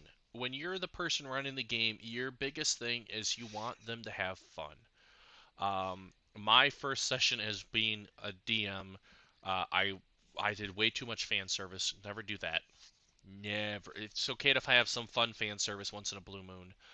The second one, I got a little annoyed with my players just because I knew what they were going to do, but I was trying to nudge them in one direction. I did it wrong. Take your time. Ask your players what they think. Enjoy those moments and listen to them. If they have some input of what you might be able to change, go ahead and do that. Another advice we can have, take a co-DM. Take a person who can be your assistant. You can talk and pitch ideas back and forth to um, for situations, because you will have that and it will be beneficial to you. And see, what you could do is like you could have a co like we have before, where we experimented with it, where one of them's our players. We don't tell them everything. As a DM, we don't tell them everything. So we still want them to enjoy the game, but we give them pitch point. We give them, hey, should I do this idea, or maybe should I do this? Should I do that? And you get their opinion, because sometimes more than one thought pattern is going to give you a way of thinking where you're like, oh, that's way more interesting than I thought I was going to do. Yeah, granted, that player might know it's coming, but you could also play it off like, that's a good idea, but I don't know, I kind of like mine, and just kind of let it go until it comes up, you know? And that doesn't mean you can't take their idea and run with it and then put your own spin on it so that way they expect it, but yet at the same time, something's going to happen where they're like, oh shit, I wasn't expecting that. Yeah. So so even for that one person, even if they do know a little bit more than the other players, you can still play it in a way where you can still even surprise them. Exactly. So Zero, we're getting close to the end of today's episode. So I wanted to take this chance for a little bit for the next 15 minutes or so to kind of talk about some of the announcements and some of the things that we have upcoming for the podcast. Because obviously, like I said, we got 4 weeks upcoming of episodes, and we got a lot of stuff that we need to kind of announce. You know what I mean? So I know you had. And Go ahead. no, it's fine. You go ahead and start us off with that. Life isn't kind to me right now. I'm the only one home, so I gotta let the dogs in. So if everybody, excuse me, a minute, I'll be right back. Go ahead and start us off. I'll let them in, and we'll go from there. All right. Well, I'll wait for you, and I'll tell some fun D&D stories. So Okay. So while we're waiting for him, I'll try to tell some quick ones. One of the spells, we found some creative ideas online where we got to physically test a black hole bomb, which is you take a bag of holding, drop it inside of a bag of holding, and it's supposed to create this black hole effect, and you're able to literally drop a black hole on a field. So we ended up testing that, and we came absolutely nuts. Um, we found out a fun spell called Chaotic Monkeys that as you increase, you can shoot the range and you expand how many little monkeys you have in the field, and they can do little bidding for you and nibble and bite and stuff. And it's just fun little situations like that. One of our games that we had for Zero, a fun story was he made an item called the Bloodstone, and we finally found it when we fought that one boss I was talking about earlier, the mom character, and one of her characters struck it and turned into a vampire. And then I ended up, I don't know how it happened, but I ended up being the one to hold the Bloodstone. So I bluffed some NPC to touch the Bloodstone that I would tell his future. And if you touch the Bloodstone, you'll turn into a vampire. So I turned this NPC into a vampire, and our DM took this small moment and made it so that this whole island, because we forgot about it, we entirely forgot about this guy after we realized what the Bloodstone did, and this guy turned his whole island the vampires, and we ended up fighting them at the one of the final battles of the game. Oh yeah. You guys unintentionally released the big bad of the game. There wasn't a big bad until you unintentionally released him. So, since you are back, Zero, I know you had an announcement or two that you wanted to go. So why don't you go ahead and go first, and then I'll go after you. On a slightly different, everybody kind of doing a call back to our podcast from last week, in which we had I don't know, 10-minute or more stint on talking about current Power Rangers updates. There was something I didn't know what was going on. I knew that David Yost had talked about writing a script for his own Power Rangers series called Quantum Continuum, and I was very interested in it. I had lost recently, and I had looked it up the last few days. A petition online that anyone can sign in order to get like that fan base to go, hey, Hasbro, whoever's willing to take a hold of this 8-10-part limited series, because we want to see it. We want to see a reunion special series that was created by an original actor of the series, someone who's well in tune with the fan base, who knows the show inside and out, behind the scenes, and wrote his own script for it. And so far, he's released the script of the first and second episodes. Fantastic. I love it. I enjoy it. If you're a Power Rangers fan, look up the petition for Quantum Continuum to sign it. They only need 15,000 signatures. It looks like as of this moment, they got just over 13,000. If you guys are a fan, help it out, get it further, get the word spread, because honestly, I believe it deserves recognition, and to have a special series that is not only written by Power Ranger, but coincides with the 30th anniversary of the new season, the 30th anniversary episodes. It may not be directly linked, but something that great, I don't think we should skip on. I think it's something that needs to be pushed forward, and I don't think it should have the recognition it deserves. It's way too good to not have that recognition. And if you guys are willing and you're fans, please look it up, read it, take a look, see what you think. I actually just posted that link into the chat box right now. So to you guys who are listening, it's on here. And if you guys do not see it while watching this on YouTube or later on, it is on my Twitter account. Go ahead and look it up. Zero and I have both shared it, so you are able to look it up. Did you have another? I agree with him. Power Rangers needs it. If this is the original, this is David Yost, the original Blue Power Ranger. Help push this out, because if anyone's going to know what to do for the series, it's one of the original Rangers, man. It's help make this happen, you know. Exactly it, and it's unfortunate that we've had two of the original team pass since the original series, and it's going to be hard. You think about it, but if this series, I think, if it's made, will be a great dedication to their memory. And exactly. Anybody who's a fan who hasn't seen this edition, you're going to want to look at it. You're going to at least look at it and see and determine for yourself. But I think it's definitely worth pushing it forward. I agree. Wholeheartedly. We both have signed it.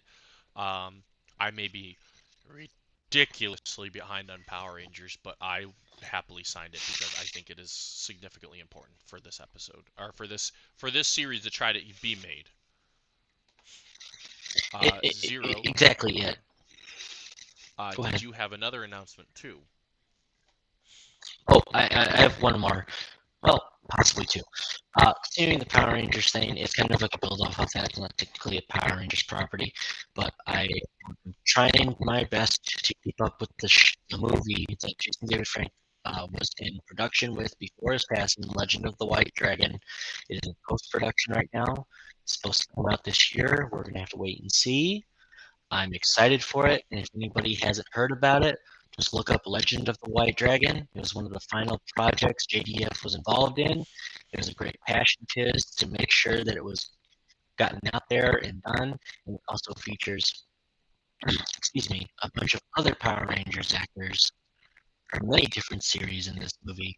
They're not playing Power Rangers, they're playing totally new characters in a totally new setting. But the movie looks fantastic. And I feel it needs to be pushed as well. People need to keep an eye on this and see when it comes out. And at least check it out if you're a Power Rangers fan. I think it'll definitely be worth your time as well. And to go into my next update now, I was just recently informed. I don't know how true it is, but there's reportedly talks in a continuation with Venom, of course, with Venom 3, but Sony was debating on how they wanted to go forward with the Spider-Man character now that they got the whole access to the multiverse with Tobey and Andrew returning. So I guess, thought the reported talks that are happening right now is an amazing Spider-Man versus Venom film. And Venom we're talking about is Tom Hardy. I did see that update, and I really hope it's true because, like you said, we're in the multiverse now, baby. There ain't no getting out of this. None. Zip, zilch, nada. It's going to happen, and we're going to enjoy this as the InfiniGeeks. We are going to enjoy this, and pretty soon we'll probably have an episode to talk about this and talk about where we think stuff's going to go. Oh yeah, for sure. And honestly, when it came down to it, as a Venom versus Spider-Man film, I feel that choosing Andrew Garfield's Amazing Spider-Man was the right choice to go with, as he never got that completion to his trilogy. I feel he needs that completion to his story that isn't just No Way Home. He needs to have that at least ending to his story in a trilogy. I agree wholeheartedly. He needs to have that closure. And hopefully, after him working with Marvel, and I guess his spirits and Tobey's spirits were lifted because Sony left a bad taste in their mouths, hopefully they can move forward and be proud of that Spider-Man role and possibly want to do more. And if they are and they want to do more, that's awesome. I'm definitely a fan sitting here waiting, going, I want more. If you guys can do it for as long as you can, go for it. If you want to retire, that's fine too. But if you're willing to go forward, do it. I will definitely be in that theater seat going, hell yeah. Exactly. Announcements on my end. I'm going to say for this one, it's not anything to do with this, but it's kind of something I'm passionate about. There's a YouTube channel called The Escapists, and they do a D&D show called Adventure is Nigh. If you haven't seen that, go watch this show. It is so hilarious. This definitely shows you similarities of how we play Dungeons & Dragons, and it's a great time to watch. So many funny, entertaining things happen. It shows you what a fun DM can do that's trying to be fair and have a good time. They are setting up for season 3 right now, and it's going to be so great because it's going to be the first time that they're actually all in the same room. Zero, I need to show you this because you are going to have a field day, and you're just going to feel right at home with this. I promise. I was going to say, I never even heard about this. What the hell? We talk all the time. Oh, yeah. I'm going to have to. We got a lot of homework to do. Second announcement on my end, I have Zero and I have heard people asking.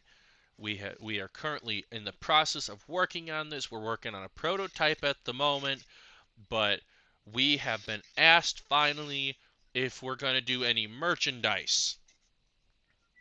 Zero, I see you looking over there and you're smiling. We have been asked about merchandise by some people, and yes, we are in the process of trying to do it. We're not doing anything big right now. We are working on t-shirts. Uh, we're currently doing some prototyping right now. Hopefully, I would like to say maybe by the middle to the end of the year we'll have those to those people. I Yeah, know. and Go ahead. go ahead. I know some of you guys were asking about it the other day when I was streaming Dead Space. We are working on it. The plan is for the staff, which is myself, Zero as the host, KC wherever he's at in here. I know he's hiding somewhere as the announcer. Popping Caps as our artist, and uh, when we have him, we'll show him off. We'll have our man behind the scenes.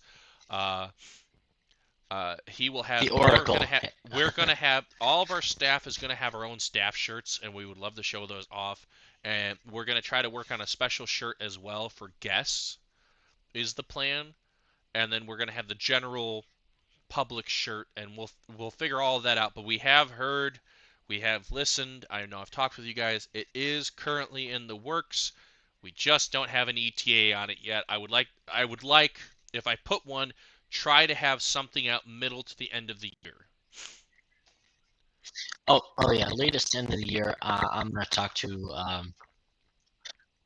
our person behind the scenes who might want to do more with it, and I have another person on backup who's thinking, oh, I might be into doing the merchandising for you guys. So yeah, we're getting a game plan together, and give us suggestions, guys. If there's certain merchandise you want to see, give us suggestions. We'll see what we can do, and we'll go from there.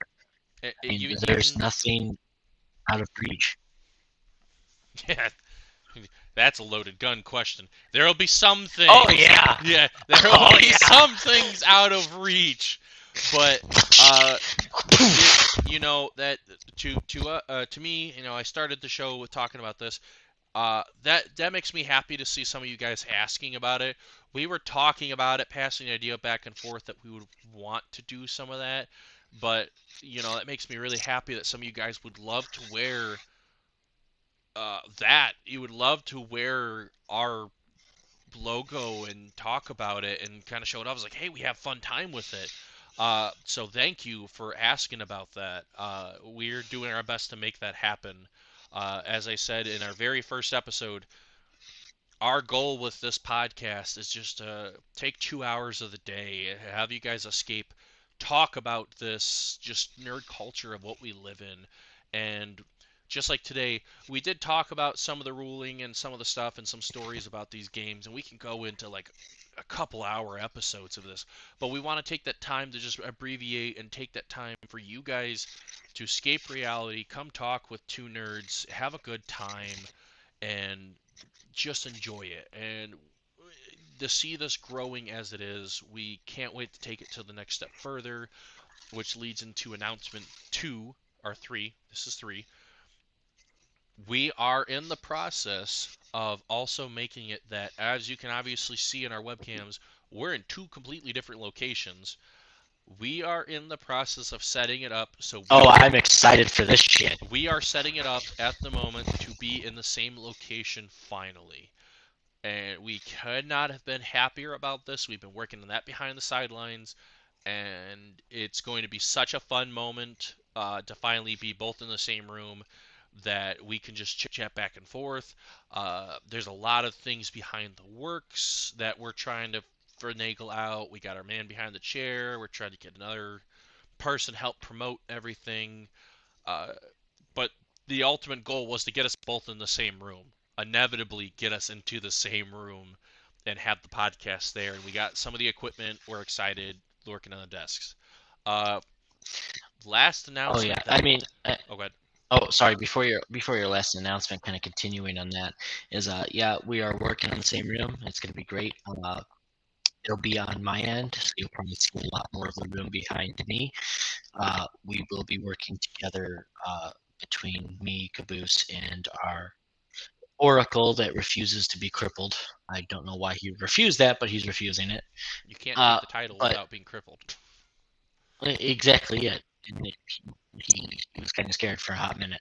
But so we will have a lot more stuff going on in the background. You will see rearrangements. We are working on getting better mics, better cameras, a couple desks, computer chairs that are definitely more effective than the dinner table chair you see me in at the moment, which is a worthless hand-me-down POS. But we are getting there, and hopefully we'll get in the same room here soon, have a lot more fun, and I'm looking forward to any guest that wants to come on the show and talk about any subject in the multiverse you want to talk about, and we will go from there. We'll see what happens. Just don't make it too dirty. Yeah, please don't. Like he was saying with the rooms, we're rearranging that room that he's in, getting all the chairs, the equipment, microphones, cameras, all of that stuff. One of the things I think is going to be fun that I think you guys would like to look at is behind both of us, we're going to have it so the background has some of our different tastes of what we're passionate about. Like he'll probably have a whole bunch of Power Ranger stuff, and I'll have some Marvel and some comics and stuff like that behind us. So it's gonna be really cool. Like he's gonna pull out his helmet. Yep. See, he's gonna pull out his helmet right there. So we're really excited at and like I said with guests, we're always happy to have guests. You want to be a guest on the podcast? Let me know. Hit us up on Twitter. Links on my profile for my Twitter, and then you can get hold through Zero through that way. YouTube channel we have that. Hit me up on that too, or on Discord if you want, which links are all on there for our server for Discord. We're always looking forward to it, which is leading to my last announcement. Next week's episode, we have our next guest. We are having guest number 2, who was another big supporter in the backgrounds. She is another fellow streamer friend of mine, Pixie Witch Gaming. Super excited to have her on. She, as we have with all the guests, picked the topic, and we lead the show off of that. And her topic was anything and everything we can teach her about Wonder Woman, which is a lot and a handful, and we're doing so much homework on it to make sure that we have it ready by the end. By her episode, we're going to have it. I mean, I love Wonder Woman, but I'm going to tell you right now, after our research, and after we talk to her about it, we're going to need a break from Wonder Woman until probably the next one decides, oh, hey, I'm here. We have another guest lined up too, who's going to Mad Hatter, who is another streamer that's on here. We're going to be talking about Five Nights at Freddy's, which is the books, the games, the lore, leading into the movie, wondering how that's going to do. And we have another guest lined up later, which will be the end of our giant streak, which is Dan Syndrome, who is a follower of this podcast since the very first episode. And his is going to be British comedy shows, which specifically I think we're going to be talking about IT Crowd, Mighty Boosh, and Red Dwarf, which is so much fun that just saying, KC put us through the ringer with how we had to stay up through Saw. And don't get me wrong, I enjoyed every second of it. It's just we were from 10 a.m. to 4 a.m. our time watching those movies. Watching these 3 series for British comedy, I'm just saying, bro, I hope you enjoy the podcast when we talk about it, because the homework. Oh my Dan, God. you better be listening. The homework we're doing for this, we take our time with the homework, is what we call it, for you guys who are our guests and for you who are our listeners, that we take the effort, we do as much possible research, taking notes, putting it all down. So when we talk about this stuff, we genuinely have opinions, we genuinely have things that we can use as reference points, and we have the actual proof of this stuff happening. Wonder Woman, there's going to be a lot. There's a lot of lore and everything that's existed in that. Five Nights at Freddy's, again, a whole bunch of lore that exists that we're going to do very extensive research on that. The comedy shows, we're going to be watching those and be able to talk about them and have fun with that. And like you said, with KC for Saw, we took a whole day from 10 a.m. to 4 a.m. the next day, binged Saw 1 through 7, so we have it all fresh in our mind. We have everything memorized that we're able to go back and forth with references. So we take our time with this. Just oh yeah, we do our best to. And just saying, my memory issues are the greatest among some of the people I've known. And when we binged it, yeah, I mean, it took a long time, but I enjoyed every second of it. And let me tell you, when I binge watch something right before we have the podcast, holy crap! And I put you put your money on the table. I bet you I'm gonna remember it then. Exactly. It's way too much homework that you have zero idea of how much we we legitly do. It is so much. And we, at one point, we will talk about that on a different episode of how our process is. That we thought maybe it would be kind of cool to have not a long episode, but maybe a short episode discussing of how podcast came to be. I know we talked about it in the very beginning. Talk about how the podcast came to be, the process of how we do everything, how we do all of our promotion and all that stuff. Just kind of a making episode is what we were talking about doing at some point. Oh yeah. And then once we get fully established in the same room and we get everything set up how we like it, depending on if you guys want, we could dedicate just a short little skit about how we got the room set up, what it looks like, show you guys around, and if you guys have any opinions about it, or maybe some more things like that we should represent in the background, say we missed, I don't know, a favorite subject of somebody's that's within the multiverse of nerdness itself that we didn't represent. We'll go out, we'll find something that represents it that's cool as shit, and we'll put it in the background just for you. Exactly. So, without further ado, that is the end of today's episode. So, on my end, thank you all very much for coming in, and as always, till the next one. And may the power protect you all.